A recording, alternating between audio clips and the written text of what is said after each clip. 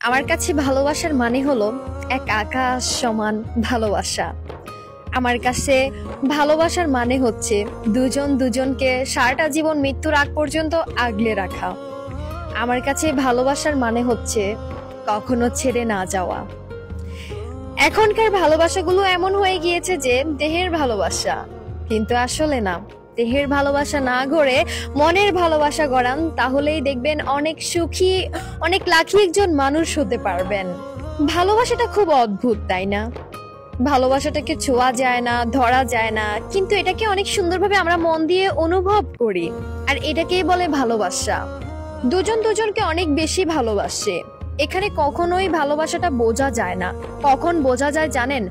যখন ভালোবাসার মধ্যে কোনো না কোনো একটা বিপদ চলে আসবে, যখন ফ্যামিলির চাপ পড়বে, যখন থার্ড পার্সনের চাপ পড়বে, যখন ভালোবাসার সম্পর্কটা ভাঙতে যাবে, ঠিক তখনই আমরা ভালোবাসাটাকে অনেক সুন্দরভাবে অনুভব করি। যেমন, ভালোবাসলে কখনো কেউ কাউকে ছেড়ে যেতে পারে না। এটা 100% রাইট কথা। আপনি ভালোবাসেন কাউকে, হাতটা শক্ত করে ধরে রাখেন, কখনোই হাত ছাড়বেন না। হাত ছাড়লে তো এটা বিচ্ছেদ হয়ে যাবে, এটা ভালোবাসা হবে না, এটা একটা মনের চাহিদা পূরণ হয়ে গিয়েছে, এটা হবে।